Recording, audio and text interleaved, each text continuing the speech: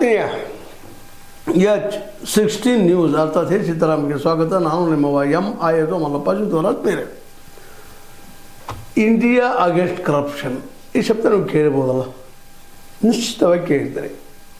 Educated ಇದ್ದವರು ಅಂತ ನಿಶ್ಚಿತವಾಗಿ ಕೇಳ್ತಾರೆ. ಇದು ದೊಡ್ಡ ಮೂಮೆಂಟ್ ಆಗಿತ್ತು ಭಾರತದಲ್ಲಿ, ಭ್ರಷ್ಟಾಚಾರದ ವಿರುದ್ಧವಾಗಿ ಭಾರತ ಅಂತೇಳಿ.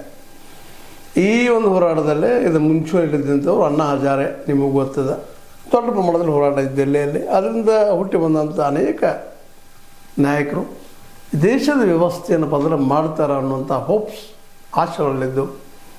ಆದರೆ ನಂತರ ನಡೆದ ಬೇರೆ ಅನ್ನೋದನ್ನು ನಾವು ಗಮನಿಸಬೇಕಾಗಿದೆ. ಯಾವ ಅಣ್ಣಾ ಹಜಾರೆ, ಈ ಅರವಿಂದ್ ಕೇಜ್ರಿವಾಲ್ರು, ಪ್ರಶಾಂತ್ ಭೂಷಣು, ಶಾಂತಿ ಭೂಷಣು, ಯೋಗೇಂದ್ರ ಯಾದವ ಇವರೆಲ್ಲರೂ ತೆಗೆದುಕೊಂಡು ಒಂದು ದೊಡ್ಡ ಮೂಮೆಂಟನ್ನು ಮಾಡಿದರು. ಆ ಮೂಮೆಂಟಕ್ಕೆ ಹಿನ್ನೆಲೆಯಾಗಿ RSS ಕೆಲಸ ಮಾಡಿದಂತ ಇವತ್ತು ಪ್ರಶಾಂತ್ ಭೂಷಣ್ ಅವರು ಒಪ್ಕೊಳ್ತಾ ಇದ್ದಾರೆ.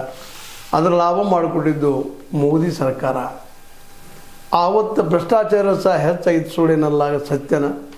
ಆ ಭ್ರಷ್ಟಾಚಾರದ ವಿರೋಧವಾಗಿ ಮೂಮೆಂಟ್ ಮಾಡಿದಾಗ ಈ ನಮ್ಮ ಮೂಮೆಂಟ್ದ್ರ ಒಳಹೊಕ್ಕ ಅದನ್ನು ಜೋಡದು ಮಾಡಿ ಅಧಿಕಾರ ತಮ್ಮ ಕಡೆ ಚೆಳ್ಕೊಳ್ಳುವಂಗೆ ಮಾಡುವಲ್ಲೇ ಮೋದಿ ಮತ್ತು ಅವ್ರ ಜೊತೆಗಾರರು ಅಂದರೆ ಶಾ ಇನ್ನುಳಿದವರು ಯಶಸ್ವಿ ಆದರು.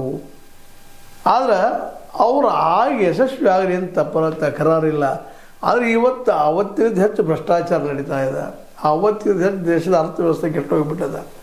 ಸ್ವತಂತ್ರವಾದ ಮೀಡಿಯಾಗೆ ಬೇಕಾಗಿರುವುದು ಸ್ವತಂತ್ರ ಧ್ವನಿ. ಆ ಸ್ವತಂತ್ರ